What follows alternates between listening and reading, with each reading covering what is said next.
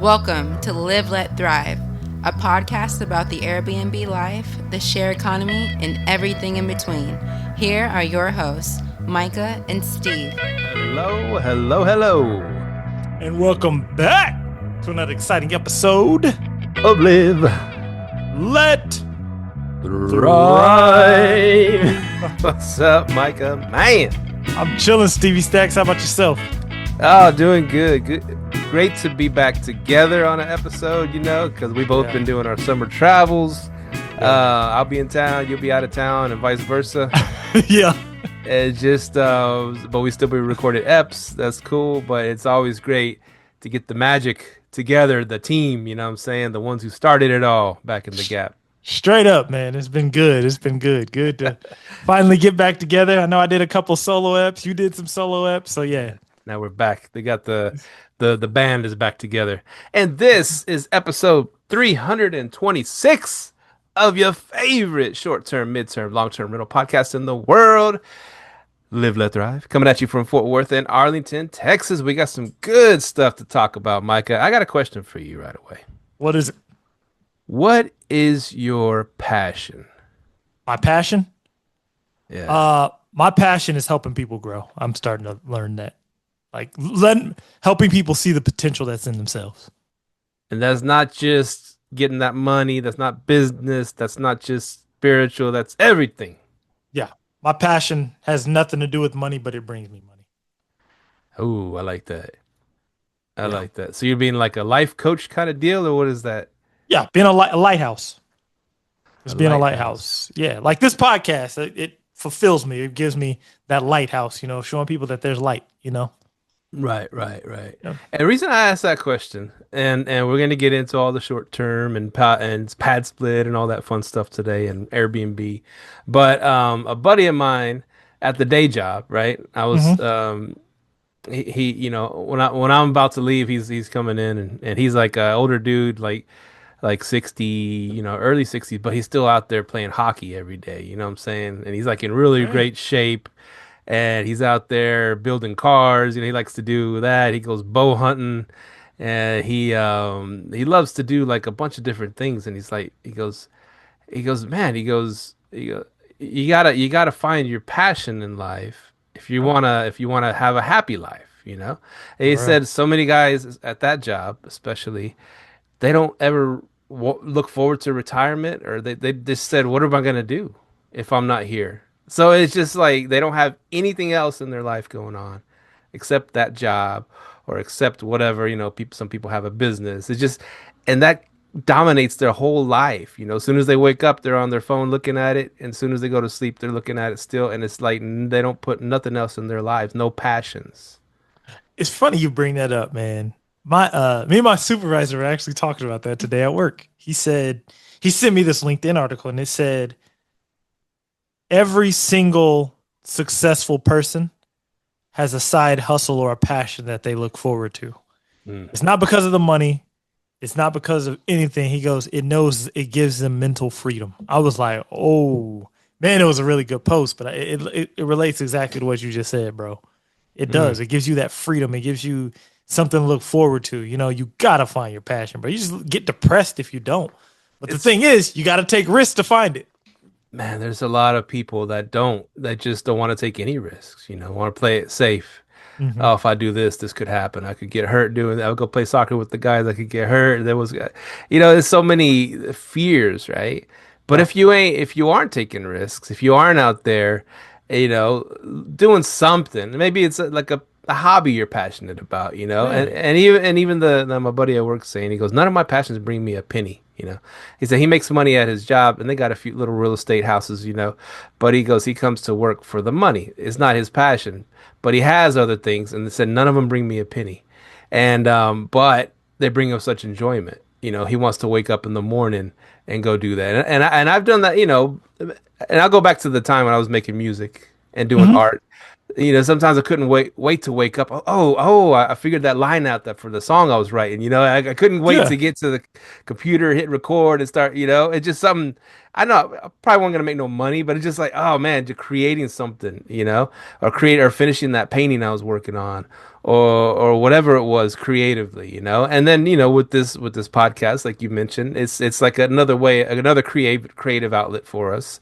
We get to talk about what we liked, real estate, and I'll say this, real estate has become like probably my major passion in Hmm. my life. Of course, let's say aside from your family and stuff like that, like my major passion has become real estate, and it's pretty much. And I'm like, man, is that pretty healthy? Because I do get up in the morning and I check my properties, and I check Zillow, see if there's any more properties I could pick up. It's become like the number one passion. Is like, maybe I do need to have some other passions or some other hobbies. And I did love playing soccer out there, with the guys. I did love making music and art and stuff like that. So I'm starting to look, and once you have that, you have more of a fulfilled life. It's not like such a, like, oh, I got to get up and work on the business kind of deal. Like, what I'm saying? It's like you have other things in life that fulfill you.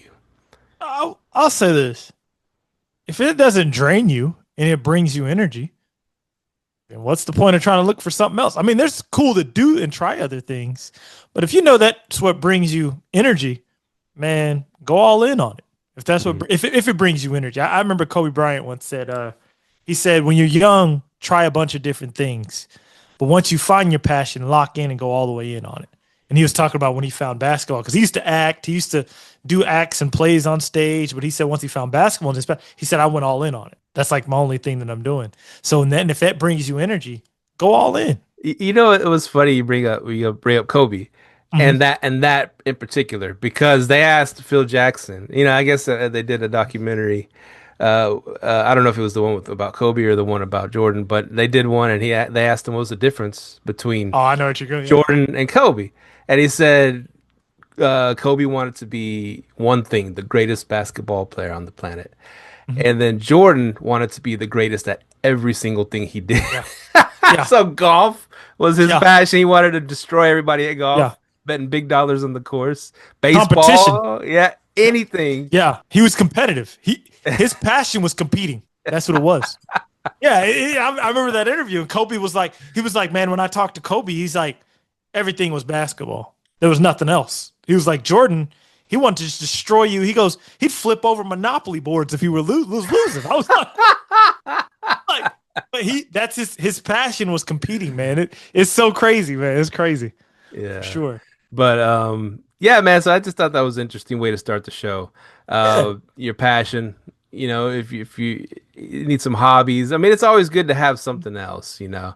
And I do, but I told my buddy, I was like, man, I guess right now my main passion is the real estate game, Yeah. and I said, but there's different facets to it, right? Because like Yeah. I started off just regular long-term rentals, and then Hmm. got into Airbnb with your help, and then from Airbnb corporate, and then Yeah. now I'm entering the PadSplit realm, Oh yeah, we and got to hear this. I do have some PadSplit stories, man, right off the bat, and it reminds me of my early days in Airbnb. Yeah. When crazy stuff started to happen, and I'm like, what the hell am I doing? Let me just turn it back into a regular rental and forget about it. And Yeah. same thing. I was like, man, what am I doing? I'm out of my comfort zone. I don't know. I'm running a little hotel right there in that little house. I don't know what the hell I'm doing, and stuff's coming up, and it just reminds me of in the early days. If you and I heard someone say this before, know that when you're gonna start something, before you know how to do it and everything, just realize that you're probably gonna suck at it at first, Mhm. but then you're gonna get better, right? Yeah. Playing the guitar, Yeah. I didn't know how to play guitar at first, but I sucked, but I got better practice, right? Yeah. And so as every day, and it is kind of my thing, what's waking me up now, because I got to figure this pad split thing out, and Yeah. because Airbnb, learned it pretty good, and then passed it on to my team. They're doing it now. They don't Yeah. bother me for hardly anything, and I want to get there with the password, but I got to learn it all ins and outs first before I Mhm. pass it on to my team. You know what I'm saying? Mhm. And yeah, but it's been a challenge. It's been fun. It's been cool. It's so great aspects to it. Other aspects, I'm like, I don't know what the hell's going on. But one thing I will say, I do like Mhm. their website. their site is pretty strong, as far as setting up your property and getting it plugged in, getting it out there ready to go. And then the one cool thing on there was like a maintenance little button, right? A little wrench you Hmm. see on there. And I Okay. guess so the pad splitters, the pad split, I guess what they're called. So the water the hot water stopped working, right? Hmm. And so the I saw a little alert come in on PadSplit, like a maintenance alert, and it said, and you open it up, and it says hot water, not working, blah blah blah, and I was like, oh, that's cool. I didn't even know that, right? And so Yeah. I messaged back, and you can message to the whole house, right? You can send a message to the whole house. Hey, my maintenance guy's going by later. He's gonna check the hot water heater, and just a heads up. And so my maintenance guy goes out, he looks at it, it's a little bit above his head. Like I said, I have different levels of maintenance guys, Yeah. but his buddy, he knows more about hot water heaters, so he went over there, was able to clean it out real good and get it started so they had hot water again. Hmm. And I was like, that's cool. And I go to the app and I said, task complete. It's like kind of like how an apartment complex Oh, would do it, okay. right? And in a Yeah. way, I'm running like a little 6 unit apartment complex, if you think Hmm. about it, right? Yeah. Because every door is a different person. And I thought that was a cool feature of the app. And one quick thing on that to go on to the frustrating part of PadSplit. So one of the guys in one of the rooms, he just started doing PadSplit, so he doesn't Hmm. know all the ins and outs. And so he he wouldn't let the second maintenance guy in. I don't know where my other maintenance guy was. I think he was in the garage or something. So the second maintenance guy that shows up, he's knocking and knocking, and the guy's like, he calls the cops on him. He said, and and I texted you, Micah. I was like, rule number one at the halfway house: don't call the popo to the halfway house. Dang, man. Not that it's a Damn. halfway house, but I was like, he called the cops. He's like, well, he called me. He's like, yeah, I didn't know who he was, and the rules on PadSplit, I guess they get their own rules and stuff. Never open the Oh. door for anybody that don't have a code. That was like one of the rules, right? I guess that keeps people from. Hmm. And he said he didn't have a code. I was trying, so he called the cops, and then it didn't, nothing happened crazy. Yeah. He said the cops, I guess his buddies showed up, and he said, oh no, we're maintenance. He goes, he thought the maintenance was already completed. I don't know. Hmm. It wasn't. Whatever. So Yeah. He's new to it. He's learning, Yeah. and he's got health issues too. He just stays in his room. He's all right, all right dude, but he's scared. I just hear we get fined if I let someone in that doesn't have a Oh, yeah. code. He's worried about getting fined and stuff, right? Yeah. And so I was like, "Dad," one of those things that freaking day one, and he calls the popo. And so, so that's one of the things. And like I said, it is something that's getting me excited about Okay. this aspect of real estate. And what really really excites me is the possibilities. I got 3 rooms out of 6 rented, right?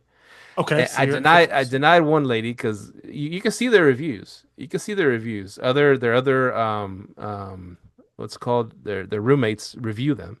Okay. And they said that she Oh. was loud, she'd come in at all hours, she's inconsiderate, messy, leaves a mess, and leaves the bathroom a mess when she's done in there forever. And I mean they go off on her, right? And I was like, yeah, I'm probably not. I'm probably not gonna let her into the thing because I got 3 pretty chill guys right now, and so I denied my Yeah. first inquiry. D- does that hurt you or no? I asked Justin, the guy that hopped on the show, and he said no, it doesn't hurt you at all. It's Okay. not like Airbnb. Airbnb, they hurt you. They Airbnb. They think they own Accept them so I can get paid. Yeah, go ahead. it. So yeah. And so and that's really cool, man. How you can see who's trying to book and see their reviews and stuff like that. So, Okay. anyways, it's a cool new thing, and I think it's gonna be pretty big time. I think it's gonna Gotta take be. because a lot of people's margins on Airbnb since it got so saturated are really thin, and so they're looking for different ways to do it. And yeah, anything you can add to that? So before, because I could just talk forever. Oh man, I got a bunch of questions, bro. So like, okay, so you're at 50% occupancy. What are you charging per room? So about $700 a month per room. Ooh. Yeah. Okay, so you're at 700 at 50% occupancy, and then like you brought up a good thing because like your water heater went out, right? Hmm. So like with it's like how many rooms is it? 6. So 6 rooms in there total. Hmm. How are you? Like, do you have gas water heater or electric? It's gas. It's gas. Okay, I was wondering that because it's gonna last longer. Okay, Yeah. so that's what I Good was point. wondering. Good point, though. Yeah, because I was wondering, like, man, if you got electric, man, hey, that's gonna be bad on somebody, man. So, oh, go ahead. I was gonna say, I put a calendar already. Room one cleans common areas on Monday. Room two cleans common areas on Tuesday. You get a thing like Oh, that. okay. But you made me think about the showering situation. I was like, okay, room one can take a shower on Monday. Room two on Tuesday. Oh man, yeah. So you have 50%. Man, I want to know what it's gonna be like to get it full. Because once you're full, and it sounds like you already have the demand if you're denying people. What city is this in? It's Arlington. Oh, it's in Arlington. Yeah. Man, that's a good place to be, man. Can't beat Arlington. You're Well, right there by the.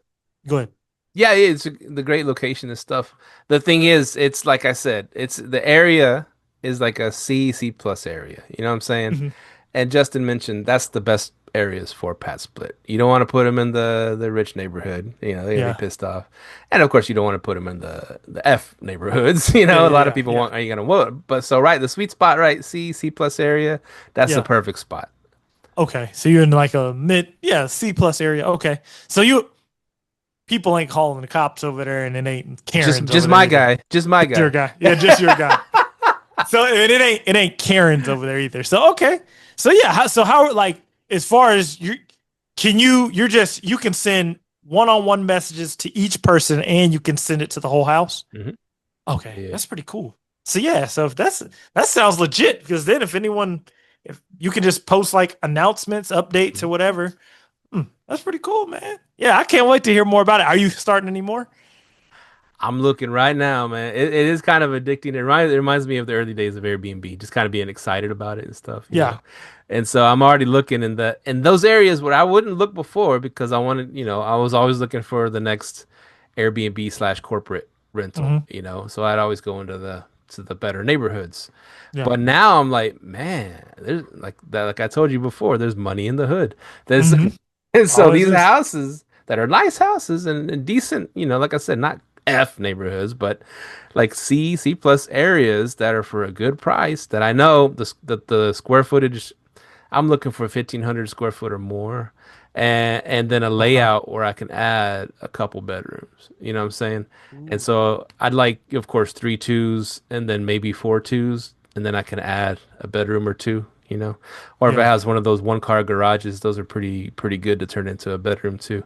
So yeah, the houses that a lot of the families that are looking for houses and stuff, they're not really looking at those kind of houses, Hmm. the 1,500 square foot, 3 bedroom, 2 bath with a one car garage. People want 2 car garage. Yeah, just these houses that you can get pretty cheap, but you can make them into a nice. I mean, you're making 4,000, 4,500 a month if you do it right. Yeah. So whereas, if you're gonna rent one of those out regular, you're gonna make around 2 grand a month maybe. So it's more than double, and you got to pay the utilities, but still, it's double what you Yeah. would regularly make. Easy. Yeah. Yeah. And it's less maintenance. That I'm not 100% sure. I don't know if these kind of guests destroy houses, but I don't think so. But the cool thing is I just say, hey guys, I'm going by the house because I'm gonna go drop off a desk in one of the rooms, whatever, and I just send a message to the house, hey, I'm gonna go drop off a thing, okay, cool, and then I go, and it's my house still. I Yeah. got the code. I go in common area. I mean, I got the whole run of the house besides their rooms. I ain't gonna go in their rooms, right? Yeah. But I go to a vacant room and do what I got to do in those rooms. And I mean, I can still check in on my house whenever I want. It's my house. Whereas if you're renting to regular long-term renters or air, I want to get into this part, man. Going back Go to the ahead. Airbnb stuff. Anyways, or Airbnbs where you need to get in and do something at an Airbnb and you get one of those guests, oh, I don't feel comfortable with anybody entering the unit and I got Yeah. stuff and blah blah blah. I'm like, that's but they can't say that at a pad split. They have their own rooms. That's what they're renting, and then there's the common areas for everybody. So I can always go and check on my house and do what I got to do. Well, yeah, it's definitely less maintenance if you can always go in there. And Right. then Or my cleaner. the only thing they to destroy it technically the room, and then any common area somebody else is going to complain about it if they, you know, I like that business model. I mean, think about it. I mean, if somebody destroys a room, I mean, hell, that's what not even a grand to fix that back up, paint it, and get some more stuff in there. So yeah, that's a good business model, man. I'm excited for you because I've been listening to a lot of the Better Life podcast, and Brandon Turner's all in on it. You know, they're going all in on it. So, and I think DFW is one of those markets where we're just, so many people are moving here. You got the clientele for it. Yeah, and if you look at it from the person who wants to rent, and I'll say this because Furnished Finder. We've all kind of like, whatever, Furnished Finder. It's like an afterthought nowadays. Back in Mhm. COVID days, we were making hand over fist because of Furnished Finder, because all the travel nurses and COVID and stuff like that. But then it's cooled down a lot, and they don't want to pay a lot of money for a place, right? Yeah. And so now I posted my house on Furnished Finder, and I got it renting room by room, $700 a room. I'm like, so I'm already getting bites off of Furnished Finder, people wanting to stay Really? because they get a room and they get a whole house for $700 all in. You know what I'm Mm. saying? That's cheap. That's what they want to pay $1,000 or less. So, are you allowed to rent on Furnished Finder and on PadSplit? So they have to sign up for the PadSplit app. To Oh, so you'll just send them over to PadSplit. right. I That's a send them a good. link That's a to good my deal too. house, and then Hmm. it'll show them how to sign up and stuff. And plus, I talked to Justin. He said if it's someone that we sourced, a guest or whatever tenant we sourced, they'll waive like the $100 fee that they charge to book a place. You know what I'm saying? Hmm. There's like $100 fee up front to book a room. Okay. But if it's one of our, if I want my brother to stay there or my cousin or Hmm. someone I find on Furnished Finder, and they'll waive that $100 fee. Okay. And then what's your average length of stay? So 3 months is pretty much typical. Now I'm saying the starting off point. They always sign the first 3 months. You know what I'm saying? Okay. Now they say that there's a way for the guests or tenants to sign a month, at a time, but they charge Okay. them a higher premium for Okay. that capability. So most everybody is going to sign up for the initial 3 months, and he said most of them extend out probably 9 months to a year at a place. Ooh, that ain't bad. Now this is my thing. So you're saying they'll go up on that fee if they want anything shorter? Yeah, if they want to do month to month, they're gonna have to pay a higher premium. Oh, You know, I'm liking this. and if you look at like the requests that come in from Furnish Finder, it's mostly 3 month stays. Yeah. That's awesome, man. That's a hit because right now rent's too high. One two bed like in a DFW, what one bedroom apartment, what 1,800, if that, probably more. Hmm. Man, this is a good. That's a good lick, man. I like that business model. So if you got what 700 times six, Yeah, 4,200 if you do it like that. I do have a big room in the back that I would charge more, like closer to 800. So, and then the PadSplit guy said, yeah, you probably average around 4,300 at your place. okay. And And how so, yeah. how often are reservations come like requests coming in? So, like I said, I've been up for 2 weeks and I already got 3 rooms filled, and then I got that other request. So, in 2 weeks, I guess 4 requests, and then one I turned down. Oh man, bro, this seems like a hit, bro. Yeah. So I, I, Yeah. I am talking to the one of the persons that reached out to me on Furnish Finder, one of the guys, and he likes it. He wants the room, and the big room has its own entrance too, Uh-huh. and but he said he has a cat, and that's the only thing I don't allow pets at the pad split because you think about it, man. If six people came in there with pets, man, it's gonna be a no. It's No, so hold on. This is my question though. I have a question on that. Pad split allows pets? You can allow pets if you want. It's up to you. It's your house. But I don't know. I wouldn't. I would like no. There's no way I'm gonna Yeah, allow there's no pets. way. There's like, yeah, that's crazy, man. I wouldn't even want like a well, I don't know. I can't because remember, pets is a kind of a sensitive No, you thing, know what? I don't. Okay, I don't know if it's a rule. Actually, I need to go back and check it out if it's a rule that there's no pets because you would think there'd be liability for the other guests, right? Not only liability, but also isn't there like a like a gray space when you tell people you can't allow pets because the emotional Well, support well, you, people. well, okay, that emotional support thing's done, but you can, the real service dogs with Yeah, papers and yeah, everything, yeah, you have yeah, to those aren't considered pets, so you have to allow yeah. So that. that's interesting. Yeah, you have to Yeah. allow that. I'm happy you Um, brought that up because I would have never thought about pets. I'm like, ain't nobody bringing no pet to no bedroom, but you never know. People, yeah, yeah. The guy wanted he brought bring a cat, and to me, I was like, I was thinking about he has his own entrance and all that stuff, but I was like, man, a lot of people are allergic to cats, dude. Me one That of them, too. me being one of them, and I said I just can't really, yeah, I can't allow it. But he said, well, let me see if Yeah. I can find an arrangement for it, and then and I'll let you know. It's all right, cool. Let me know. But yeah, I just so Yeah. yeah, one person. I just posted the Furnished Finder last night, and I got that hit right away. So Mhm. hopefully, and that's what Justin was telling me. He said somebody else did the Furnished Finder thing, and they got booked up like in a week. You know what I'm saying? Because For that's where the Milan Pets? no, not pets, just Furnished Finder people. Oh, okay, okay. Gotcha. I see what you're saying. Yeah, and so they got booked up in about a week, and so yeah, that's a lot of people on Furnished Finder don't want to pay a lot of money, so I think it's a great a great thing for them. Damn, man. So I closed on my duplex and it's 6 beds, 4 baths. I don't know, but it's in a different state. But I'm like, dang, if it was here, 700 times 6 with 4 baths, I could probably, and there's a big ass living room. I could split it in half, make 2 bedrooms. So I'd have eight, six, three, four, So it's three, three five two on bed. each side, 3-2 on each side. Yeah. I could You- make it a 10 bedroom, Why four don't you baths. why don't you do it? Well, it's in Arkansas. It doesn't have the density like that, like Texas. Texas has more land density. Oh, Pad Split's biggest hit is due to affordable housing, but people in affordable housing are usually in dense populations like the DFW. Because we're the third largest metroplex. Yeah, it wouldn't work out there. so they can get an apartment cheap over there anyways. You're saying? Yeah, you can get an apartment for $700 a month. You know what I mean? Yeah. Yeah, so but even at that, like let's say you were charging 400 a month on 10 bedrooms, that's $5,000 a month. Mhm. So it's still, but my goal with this duplex is make 5,000 per side a month. Okay.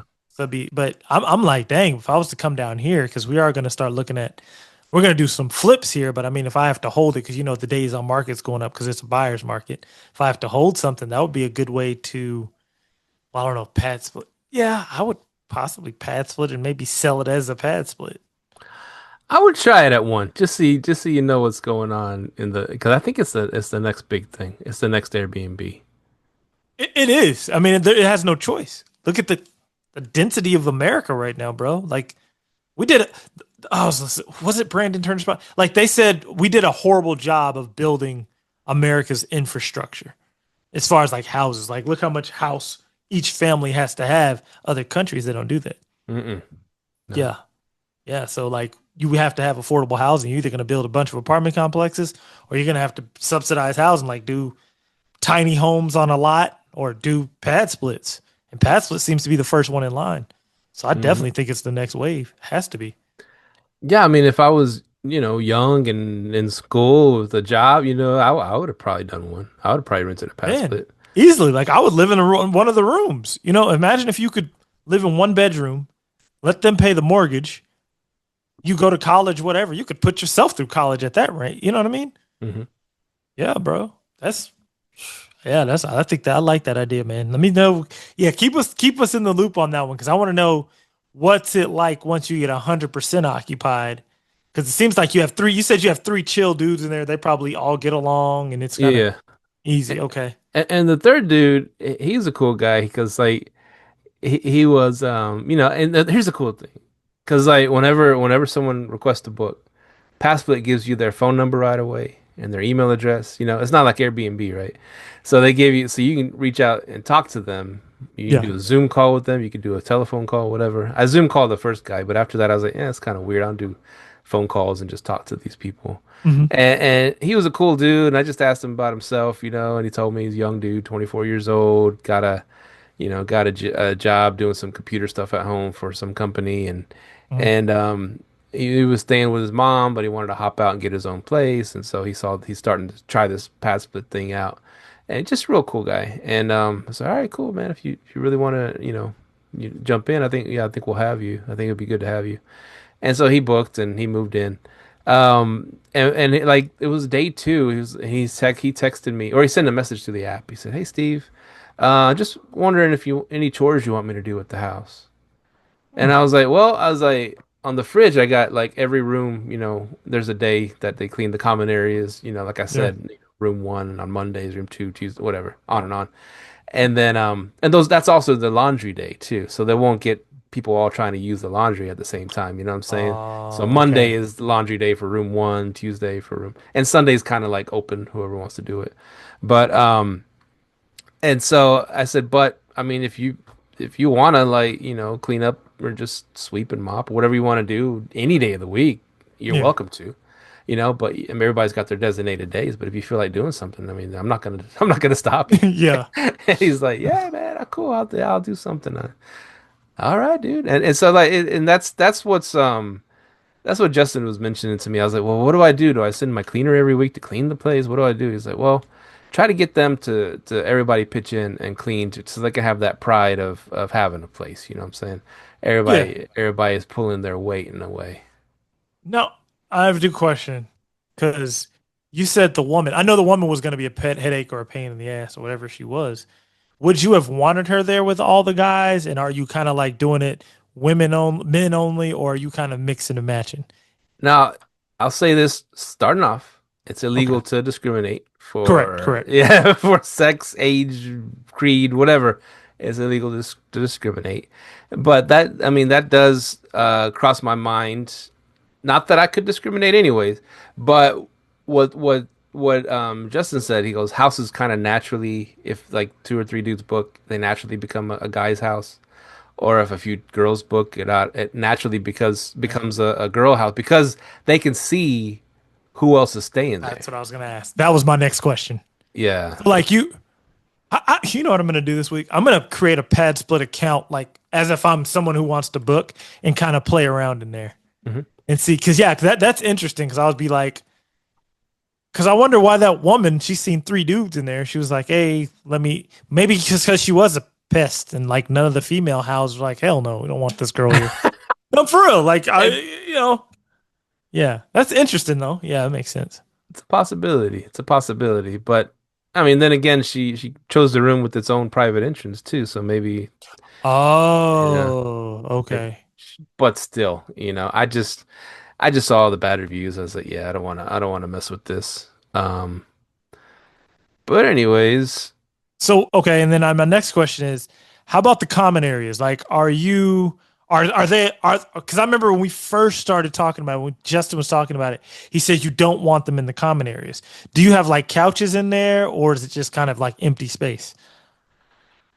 so the common areas, I do have a few couches. I do have a few couches Okay. in there. People can chill outside of the room sometimes. And then I do have a dining table with some dining chairs. Mhm. And I have the kitchen that has, the basics that they would need if they wanted to cook or whatever.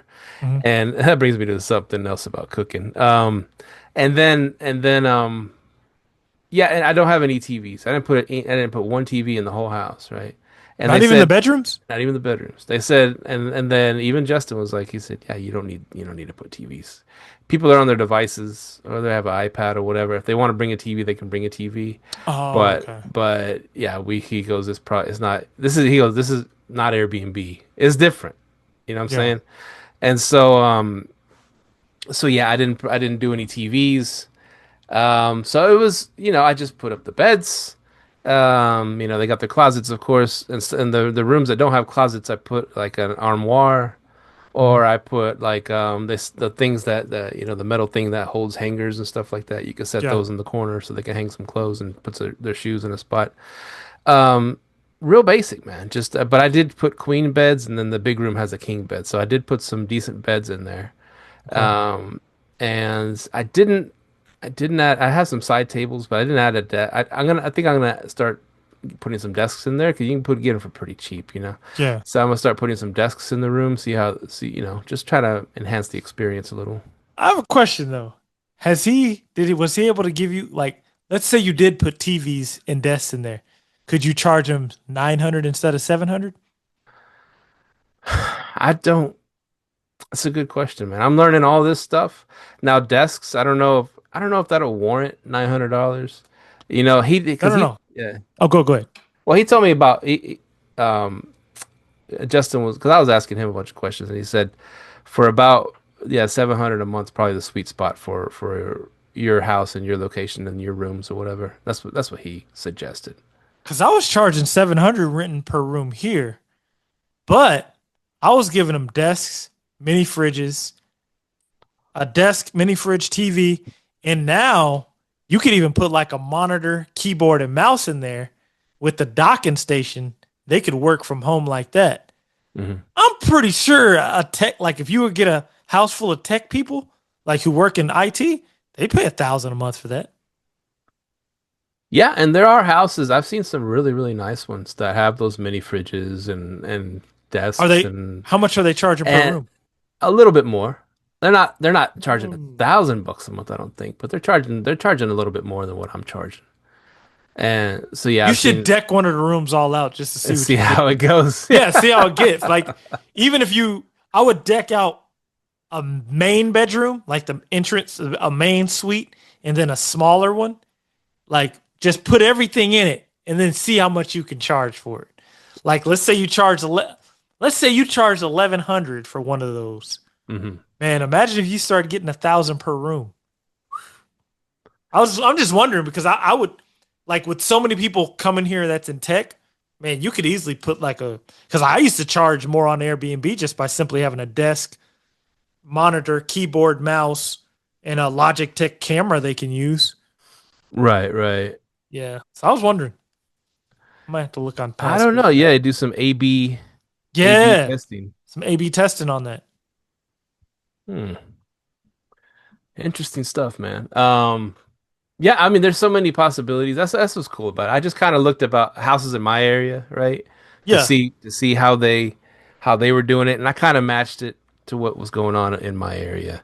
Like I Yeah. said, and there are some houses in higher in there in neighborhoods that have that. I mean, like I said, the whole house is decked out. You can tell it was probably a high end Airbnb before, but they're trying something different now. You can kind of tell, get that feel for it.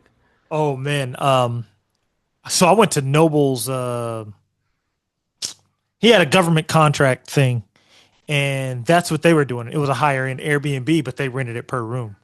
I don't know if they were pad splitting it, but they were renting it per room. But I didn't see inside the private room. So yeah, that is starting to become a thing. Okay, So okay, yeah. yeah, I mean, it's. No, I like it so far. I like it so far. So sounds like it. it's doing okay. I did tell you that creating the extra rooms, I had to make like a hallway in the back room, the master bedroom Yeah, you told me that.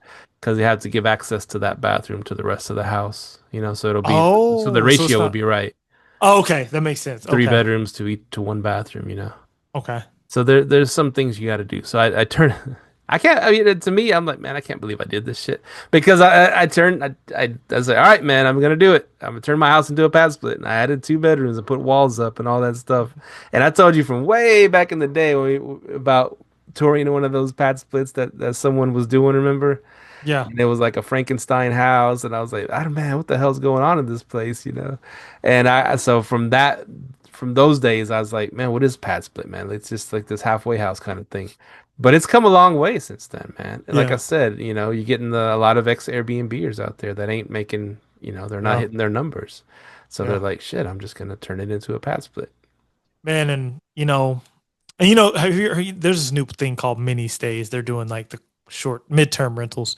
I think pad split's gonna hit because what I've just started to notice about people, they don't like doing the advertisement. They rather just be on a platform because they want the platform to do the work for them. And that's why I'm seeing like pad split, mini stays, all these new companies are coming in because people are at the wits end with Airbnb. So a lot of these new tech companies, they're able to make like a little small gap or niche for, other people. And I think pad split's one of them. Mini stays is one of them. So yeah, it's a lot of little gaps that are starting to trickle into the market. And people are fed up with Airbnb, man. The way they keep adding rules against us and Yeah.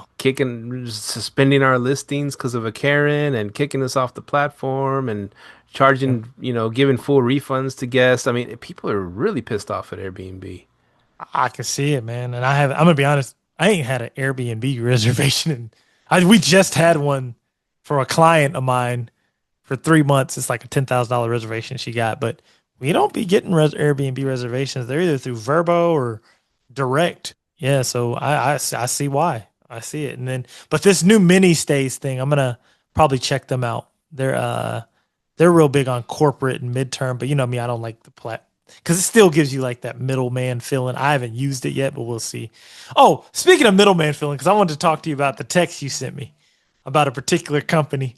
I don't know. I'm not gonna say names. I'll let you say the name if you want to, but you can go in like to details about what happened. And which was this text? Uh, When was this text? it was either right before or right after PadSplit. You said you hosted somebody from a particular company that we both know. Oh yeah, and it was. I'm not gonna say the company. Yeah, don't say the company. Don't say the company or the person. You just No, neither or the person. But yeah. it's so we got I got a house out there in I'll just say North Dallas area, Okay. and someone that we know that has a corporate housing company sent us some potential clients. Okay. And our price was around 7,500 a month for this place, for this house. Like if they're gonna Not do bad. corporate, right? And they said, "Oh, can you do better price? Can you do more closer to 6,000 and this and that? They're gonna be, great clients and all this stuff." And so we agreed to 6 grand, which is way lower than what we charge. Yeah. But still, it's still a decent profit, whatever. Yeah. Anyways, when they moved in, these people went through this home with a fine tooth comb and looking at any little scuff mark on the wall or looking at a crumb on the floor. I mean, the type that go in Yeah. and they just tear my place to pieces with all this feedback, right? Yep. Sending a million pictures, and I'm like, so of course this person that sent them to us, they call me directly because they have my direct number. I don't like that. I like, my team to deal with all these Ooh. people, but they know us. So they called me directly, just giving me an earful and all this stuff and just saying, "Oh, this is unacceptable." The Karen's favorite phrase, "This is unacceptable." And so, and these high-end clients and I guess they caught me in a bad mood because I was like, if they're high end clients, they only want to pay 6 grand a month for a place. He goes, and Here we go. there's plenty in that area that are 10,000 plus if they want perfection in a mansion. This ain't that. I'm Walmart. I ain't Five Seasons or Four Seasons, whatever you call it. It's like, and I nothing wrong with people that operate like that, but it's not me. I Yeah. like to, nice place, comfortable place for a comfortable price and make my money that way, move on.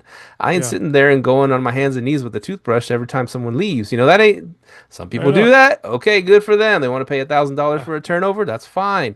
That's not me. That's not my model. And you can't hmm make me be that model for this particular clients. And hmm and so it really, yeah, it's been a crazy situation.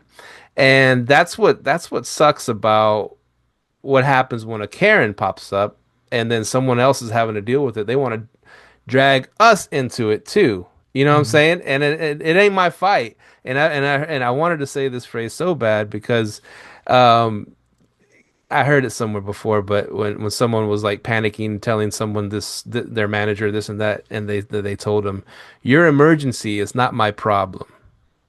And so Ooh. and I've always I thought like about that. that phrase, you need something done, you need something, I need it now because of this, and I know freaking it. Your emergency is not my problem. And so I felt like saying that. I kept on the higher ground, but then I did, just getting worn down by these people and this particular person. I just, had to let them have it. And it's like, this is not, you're not going to tell me how to run my business. Yeah. I'm sure you run the business like that. That's fine, but that's not my business model. You know And if they what? wanted to pay, like I said, they want a Yeah. perfection. There's plenty of places, 10,000, 12,000 a month over here. They wanted to pay 6 grand. They want Walmart. They want Four Seasons for Walmart prices. Straight up. You know what? And when you were telling me this story, it actually goes back. So I recorded last week, and I was talking about, we kind of just touched on like how people want to be away from Airbnb, and even in midterms. And I used to always tell people, if you're getting your reservations through Airbnb off midterm, you're already taking a risk, right? Because it's midterm to me is business to business. So basically, like we just talked about Airbnb's new rules. A person can make a complaint and then you'll have to do a full refund. Or the other thing is on Airbnb, they're putting you in charge of chargebacks. So that was their Airbnb sweet thing, is they always take care of chargebacks, whatever. So when you were telling me that, I was thinking to myself, that is the importance of being direct to the client, because whenever you do third party through somebody, this person, whoever, the person who's calling you directly, they're probably answering to somebody else. And now they feel like they need to do this tug of war. And now you're kind of in this tug of war situation, rather than if it was me talking directly to the client and we're having a back and forth, we can now negotiate and get things done. And like when you were telling me, I'm like, man, that is the power in like being direct to clients, because you don't want to have to deal with this third party person. Now I'm going to pressure Steve because I'm under pressure. It's like, hell no, man, I don't want that chain of command crap. Let me talk directly to the client. So now we can work some things out. And that's like the same feel from Airbnb. And I think that's why maybe that business model's starting to die off, because it sounds like PadSplit's like, look, hey, here's the dude's phone number, all his information. You call him and check him out. You know what I mean? We vetted him, but I mean, it's your place. And I think that's where a lot of people are with that middleman crap. You can't be a middleman and try to tell me how to run my property. You don't have any control over it. But I mean, it's a great business model. The host takes the risk and I just get paid in the middle. And I think that's starting to die off. Straight up, man. Chain of command. Yeah, ain't nobody got no chain. There ain't no chain of command in my property, bro. You can't come and tell me what to do. And I think that's where Airbnb is starting to lose it. Ain't nobody, oh, by the way, we're not going to handle chargebacks. Okay. you all right? You want to play that game? We're going somewhere else. But I think Airbnb, that is the craziest rule I've ever had them hear them say, is they're not going to do chargebacks, because that's the only reason I'd say a majority of the people are on your platform is as much as I have gripes with Airbnb, they're really good about like payments. Like they'll get you paid. So if they're not doing chargeback, that's like, whoa, like, and I'm pretty sure they're getting in trouble for it. They're probably paying a lot in insurance for chargebacks. Oh, wait a minute. So that's a new thing. So if someone does a chargeback on a card, their Airbnb is not going to cover that for you? Yeah. Yeah. You didn't see the new payment policies that's coming in? Oh, that's going into effect in September. Holy smokes. Oh, I didn't know you didn't know that, man. Yeah. Oh, bro, it's a bunch of, man, go Google like Airbnb's new payment policies, bro. Like, especially like the ones on long-term reservations, where like, I think it's basically if somebody has like a 6-month reservation, they can just up and say something's wrong, gets like a huge portion of their money back. Yeah, bro, they just updated all their payment policies. So I'm kind of considering like, dang, because I haven't had a midterm through there, but I just had a person I managed for got a midterm through there, and I'm just like, damn, I don't really want this through there, but we'll work it out, whatever. But yeah, man, check out. Would it get as bad as like Booking.com was back in the day? Yeah, see, I don't know. That's what I was wondering. Is it gonna get as bad as Booking.com? I don't know. See, and that's like, this is my thought process. If Airbnb knows that's always been their sweet spot, either they're going to do due diligence up front, or if they're starting to see a lot of people have this chargeback issue, I cannot see Airbnb sticking to that and not making a change. Like, hey, we're going to go back to doing this. But I don't know. You don't know how far that is in their pocketbooks that's hurting them. Because if they've always been over chargeback and all that, imagine how much they pay out in insurance for that. So yeah, that was like, man, I was on BiggerPockets forums and people were pissed. I was like, damn. Man, and going back to the middleman thing, right? Yeah. Here's the thing, and I told you that I have this house that I purchased earlier this year that has a pool, right? Yeah. But I had a bunch of pokers in the fire, as they say. I had a bunch of stuff going on, so someone that I know, I let them go ahead and arbitrage it from me, right? Yeah. And so I'm rinsing it out to an arbitrager. So they're doing the Airbnb and stuff like that. I'm just the primary landlord. And anyways, so they they had a few bookings. They made this place freaking beautiful, right? Mhm. I mean, they painted walls, the what's it called, the accent walls. They put this cool wallpaper up in the bathrooms. I mean, just like really, really nice and high-end furniture, and the place looks beautiful. Yep. And I didn't have to do it; they did it. So, Straight up. yeah. And so, anyways, they s- I was they reached out to me the other day, talked about okay, so we've been getting a lot of rain here, right? We get a lot of rain Yeah, here, crazy. like crazy rain, in Texas, in North Texas too, anywhere. And so they reached out to me 'cause my pool guy cleans like on Mondays, right? Hmm. So some guests checked in on Wednesday, but from Monday through Wednesday we had like heavy, heavy rain. So of course the pool was a little bit, had leaves blown in it and branches because they clean once a week. They don't go every single day to clean your Yeah, pool. And sure. so there was a guest complaining about, oh, the pool wasn't clean, it's dirty and this and that, and she's freaking out, the host, and talking to Steve. The pool's, they said it's dirty. Well, the pool guy was there Monday. He showed pictures. It looked good, but we've had a lot of rain. Oh, okay, okay. Well, I said, you know what? I'm gonna be, what's it called? Oh, I said I'll send the guy out again because if it does get like that and it's for your client, I'll send him see if he can go by and scoop out a little bit. Yeah.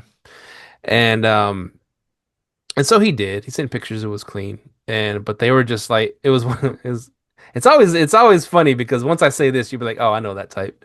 He goes, and the person said, "I have a pool. I have a pool at home. I know how to take care of it, and they're not taking." It's one of those things, just like Then one of go, hey, then go clean it, bitch.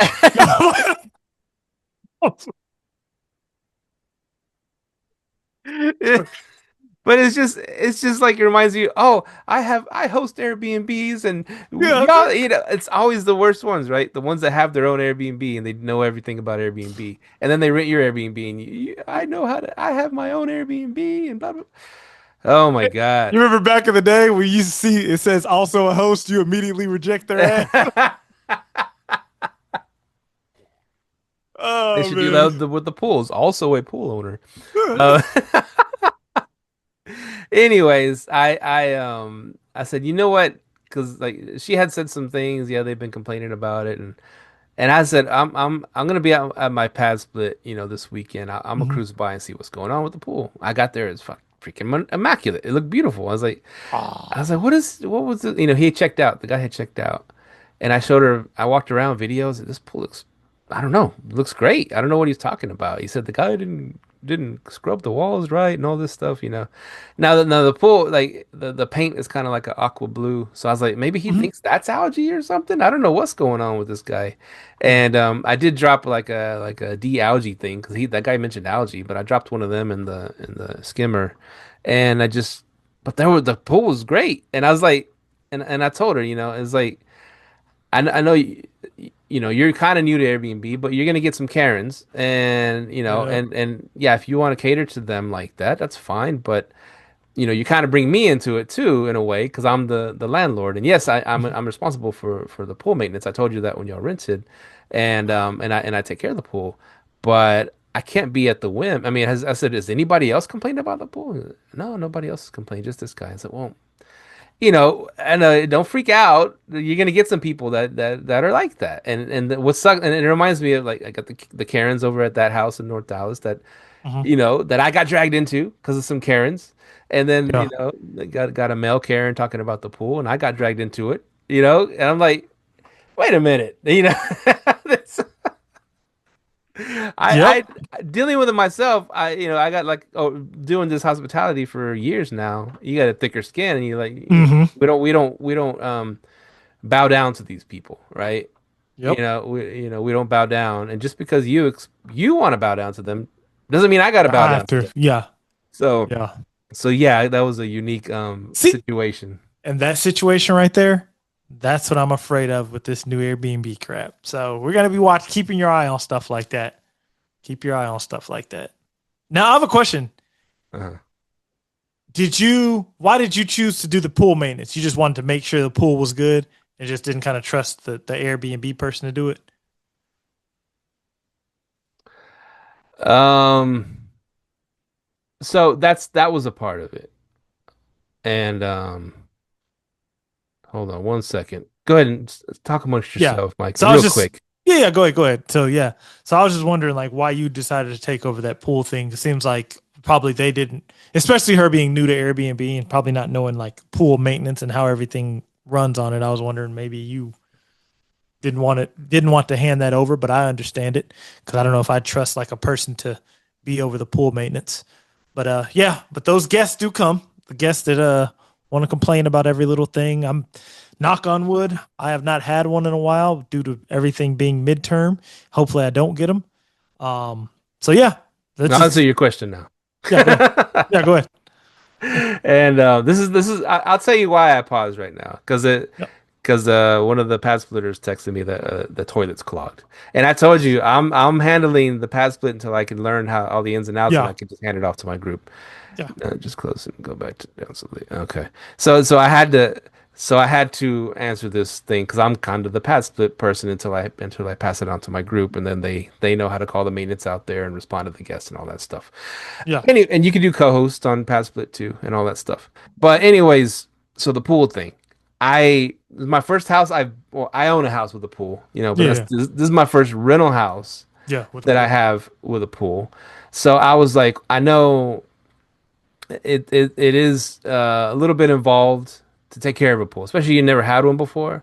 So I was like, I'm just gonna raise the price to a certain amount, right? Because and just include the pool maintenance as part of the price. That's how I wanted to do it because I didn't trust, I guess, tenants to take care of the pool. Yeah. Because Yeah. what if they don't know Okay. how to do the chemicals or they do it wrong? I mean, a pool can get green quick, man. And then you're spending hundreds of dollars to try to get it back to good. You know what I'm saying? Damn. So I said, I'm going to take care of the pool. I'm going to get a pool guy, put him on it, but I'm just going to raise the price to eat that. Now, going out there for Karens and stuff like that whatever, there's a branch in there or whatever the hell, that's that's gonna add up. And I'll let them know. I mean, I have the scooper out there. Go scoop it out your damn self, like Micah said.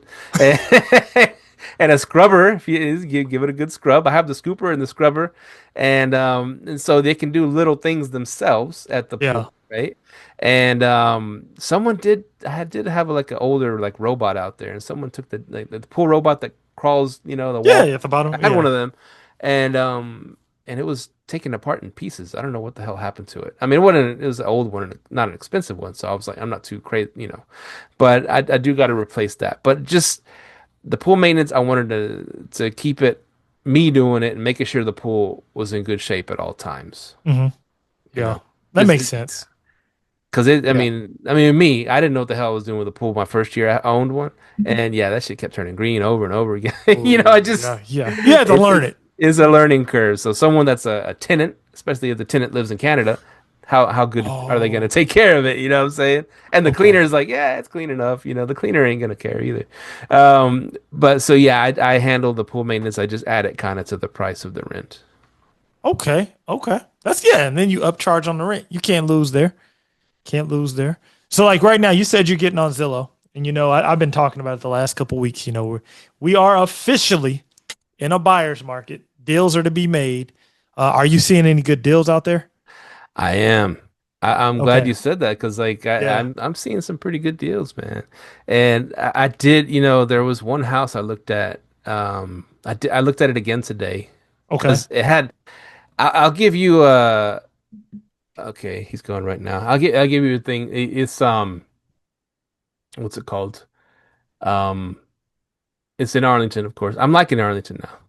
C plus R Everyone is. C Arlington, C plus Yeah. Arlington, and which is crazy because it kept all of us out of Arlington was we couldn't do short term rentals, Hmm. and of course that wouldn't work for the corporate model because we always got to fill in the gaps with short term rentals. So they went gung ho against short term rentals, and it kept a lot of people out. But I'm liking Arlington, and the C neighborhoods that you can get a really good deal. Now there's this house I saw. It has a house in the front, 4 bedroom house, 2 bath, and then it has like a giant mother-in-law suite in the back, Okay. and for a good price. I think it was like 230 grand. And so you're getting like two houses for the price of one. And I said, man, I could turn in this dining room into another room, and then I could turn this little garage into another room. I said, 6 bedrooms, plus I have a whole apartment in the back. I was thinking, man, this thing's gonna make bank, right?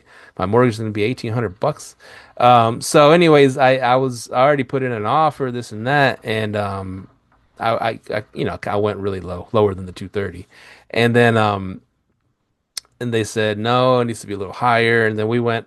I said, you know what? I told my agent, can we go tour it with a foundation person? Because it felt wonky. It felt like you're walking downhill in certain spots, right? Okay. And so he pretty much said, this house built in 1952, the foundation's crumbling, the back addition's probably not even to code, so you might have to get rid of that whole back addition. And he goes, and the foundation's cracking in that back mother-in-law suite too. And he's like, man, he goes, you don't know how much this could cost. It could cost 100 grand after all is said and done, right? All the stuff you got to fix, and then if you start moving the foundation, you start cracking the plumbing, and you got to go under the house and fix Yep. all the plumbing, and it's like, yeah. So it was a no, but I am looking for how, like I said before, I'm looking for pad split type houses. That's a good thing, man. And the thing about it is when you hone in like that, you're going to find jewels and diamonds in the rough because you have a target that you're looking for. And once you have that target that you're looking for and you know what you're going to do with it, in times like this, when you're in a buyer's market, you have the advantage of negotiation rather than someone, I'm just looking for a long-term rental. They're going to limit themselves. A whole bunch of people are looking for that. You know what I mean? So like, I was just talking to my friend, like, hey, when I'm looking at properties, I'm looking at like midterm rental play, short term and midterm rental play together. So I know what type of properties I want: 3 2s, 3 beds, 2 baths, and also a garage if possible. But if it doesn't have a garage, that's fine. As long as it has that 3 bedroom, 2 bath, I can host a family. So yeah, man, that's good that once you know what you're looking for on PadSplit, go after it and attack it. Find your niche. Find your niche, Yes, smack my sir. niche up. There you go. That's for real. That's what you got to do, man. And like right now, with it being a buyer's market, like you just said, I'm starting to see good deals pop up too. Like those days on market start popping up. Now people are going to have to make some changes, and they're predicting interest rates to go down in 2026 to 6.1. I don't know if it does happen, but if it does, I got 2 refinances I need to pop, and if they go up, well, we get wealthier and less competition, and a little bit more deals, good deals to make, those interest rates go up. So you're in a win-win situation depending on your mindset.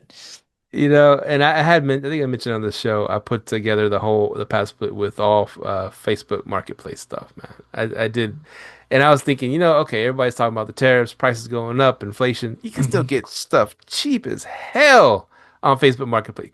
Good Yeah. stuff, Man, hardwood, sleigh beds, beautiful.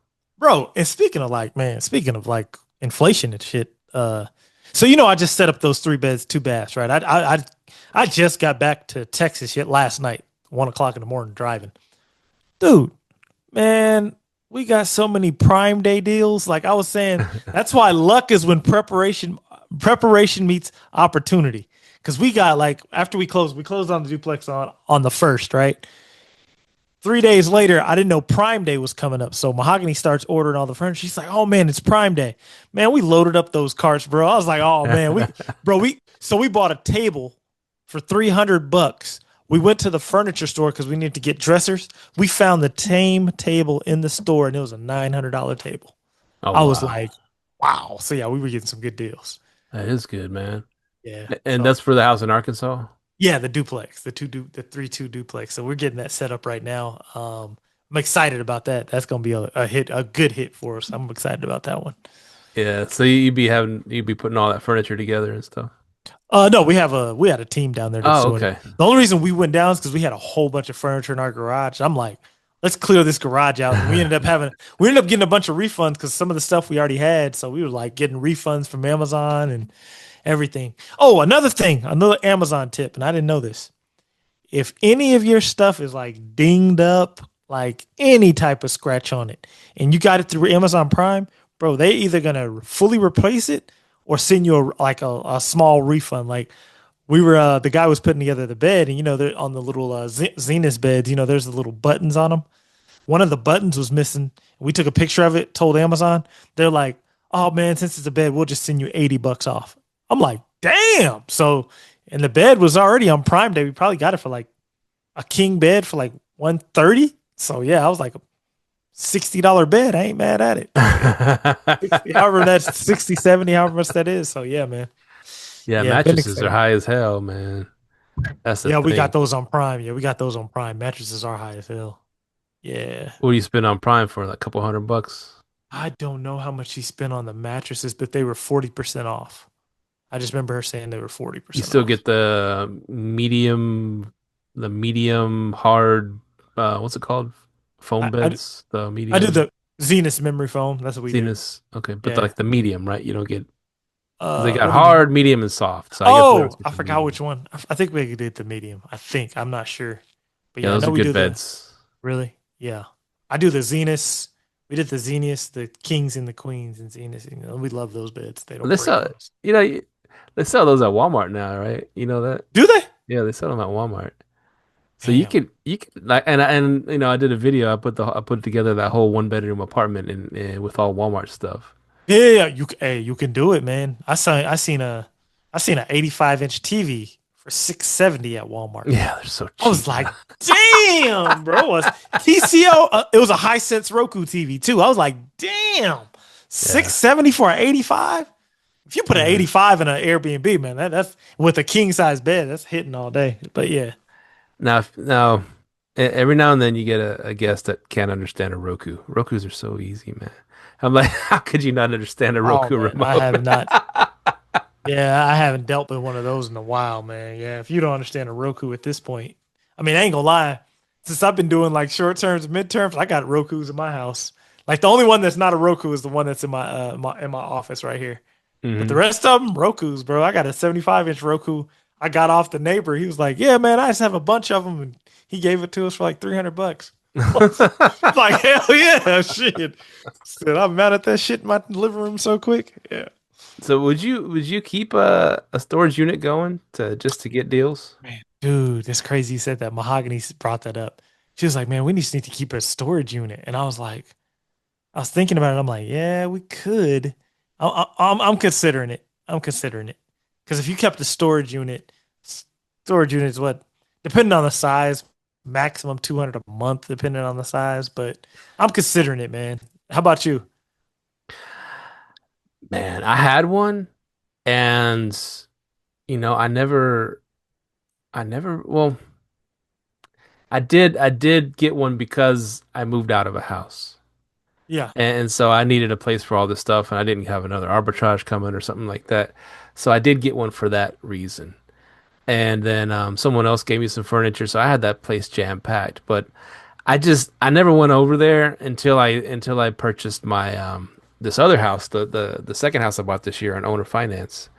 I Yeah. told you that deal, 6% down, owner finance Ooh, deal. can't beat that. Yeah, I think six Yeah. percent interest, and no credit check, no bank, no nada. So Can't beat it. Can't beat it. so I did put most of that furniture there, and so once I got it down to like I got rid of most of it, I was like, man, I don't need a storage unit no more. I just closed it down, Yeah. and I was just thinking, it sounds like a good idea. But if I'm gonna be using Marketplace more when I'm putting together a place, then everybody's always getting rid of junk, right? Everybody's always getting rid of They stuff. are. So it's always gonna be some deals on there every single Yeah. day. So I don't need to Yeah. store a bunch of stuff in there and wait for a rainy day for to use it and then pay 100 something a month, for it. I just thinking and I just it's better if I need a sofa or I need a bed, I just hit up Marketplace, see what I can get, and then just go take it over there. That's how it is, man. You can do, yeah, it depends. If you have the time, I always tell people do marketplace, Craigslist, whatever else you want to do, man. You can, if you got the time, it's because it's a time thing. If you have the time, you can do it because, sometimes people cancel, sometimes people, oh, I can't, oh, I sold it already.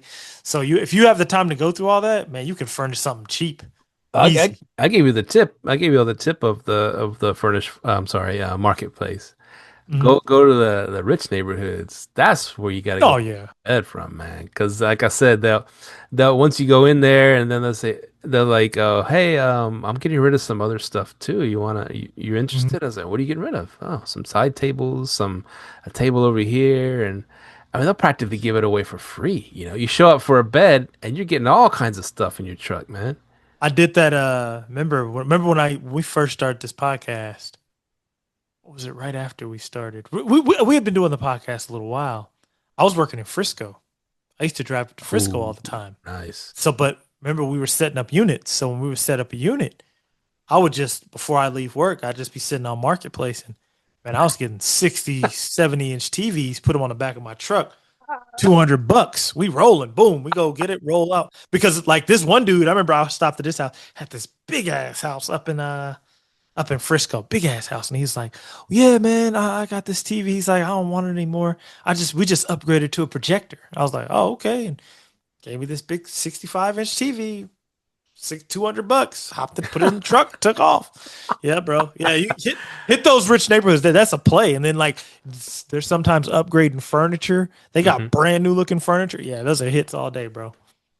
Yeah, yeah, yeah. One thing I was joking around about, I was like, you go to those rich white neighborhoods because, they got maybe one kid, maybe two. Yep. We crank them out like crazy, but they don't have a lot of kids, and so once those kids start going to school, they have like 5 rooms of Furniture. furniture, and they're Getting gonna rid of turn it. it into a yoga room or some shit, and so they got. They don't need side tables no more. They don't need dressers no more. You go for a bed for $100, $1,000 bed for $100, and they're loading your truck up, man. It's like it's insane, man. For But real, bro. yeah. Those are hits, man, all day, bro. You go to like I'm gonna tell y'all the sweet spots in the DFW. If you go from like Las Colinas, that circle from like Las Colinas, Capel, and start circling up in like Little Elm over to Frisco and Plano, man, you can get so much good stuff off Facebook Marketplace, bro. I'm talking brand new in the box stuff. Some of these people, I'm talking, man, bro, yeah, all day in that little area up there, bro. It's a hit. Now the hood will want $100 for a shitty little side table though. Well, And then- they posted $100 and they're gonna rob you when you get there. But I wouldn't even try it, bro. I'm like, man, I saw that posted like 30 minutes ago on someone else's for free, man. And you trying to sell it for 100 now? Oh, for real, bro. But yeah, bro, I tell you, man, Facebook Marketplace a hit all day in those rich neighborhoods. Yeah. Well, Real, cool, man. man. This has been a good show. Good Yes, long show. sir. It's good to Yeah. hop back in the saddle again. Yeah, anything more to add on today's show? Nothing, man. Just everybody take advantage. It is officially a buyer's market. You're gonna start noticing those days on markets go up and buy now. Buy if you can. So Oh that yeah, is my advice. I'm out there buying too. Oh, one thing, I mentioned to you, and you said you already used them. Real quick, Oh, is it? is for the 1031 exchanges. Oh yeah. We talked about it. Go ahead. And what was that company's called? What was the name? Deferred. Deferred. Yeah. I couldn't believe it. I was like, 'cause my agent told me about it. They're like, yeah, they're free. Yeah. Free? They don't make no money. Well, how they make their money? Let's say, okay, they're used to, prices of houses are higher now, so they could put like someone's $300,000 into an account, and they get paid from the interest. Yeah. And then when they use it for the next house, it's tax. You don't get taxed for it because it goes into Yeah. the next house, right? Mhm. Now, yeah, even all the way down to like I sold the condo, I made like 30 grand, right? So, but I didn't Mhm. want to pay no taxes, so I put it on that 1031 thing and for deferred, and they did it. Mhm. Boom, they handled all the paperwork, sent it to the title company, and that was it. So Yeah.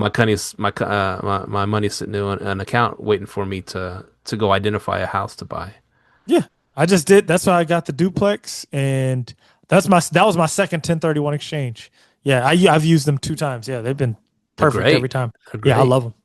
Yeah, Cool. deferred.com. Check Yeah, them other out. places were like wanting to charge like $1,000 to do the 1031 exchange. Yes, yeah, Other I places never paid. I didn't know that people they they charge. charge because I've always used deferred, so I didn't know people charge. So like, Yeah, yeah, if you do, because they used to be selltaxfree.com and then they got acquired and now they're deferred. deferred. I like deferred better. So Sounds good. yeah, yeah, because they used to be called selltaxfree.com. They moved over to deferred, man. Yeah, so shout out to them. Cool. Yeah, another tip out there for you out there buying houses, flipping, slapping, rubbing down. Oh no. Uh, where can people find us, Micah? You can hold on. One more thing. Speaking of rubbing people down, That's a good transition right there, man. one last thing you text me about. You text me about Diddy. Oh, free Diddy. Remember we were talking about Diddy? Hey, we didn't say free him. We just said. We just said from the evidence that they were presenting, it didn't look like any crimes were committed, but it sounds like he beat everything but the pimping charges. And Steve texted me and said, "Yeah, man, it ain't easy. It ain't easy. Pimping ain't easy." But yeah, we joked about it last time. I'm sorry for anybody out there that got hurt or got offended, but that's how we do. And we just said that, flying hoes around in private jets with caviar and champagne is not trafficking. That's all we said. Yeah, I just don't. Yeah, and the courts agreed with that. He was not trafficking people. He wasn't loading them up in a white van at the border. You know what I'm saying? He was just, flying hoes around in private jets. Flying hoes. Oh, planes and hoes. But yeah, man. All right, man. So yeah, you can find us at Instagram, TikTok, all that good stuff. We're posting on the daily. Follow us, email us, all that good stuff. Thank y'all for continuing to listen. We are out. Peace. Later. Thank you for tuning in to this week's episode of Live, Let, Thrive. Be sure to tune in next week for all the latest in the world of Airbnb and all that entails.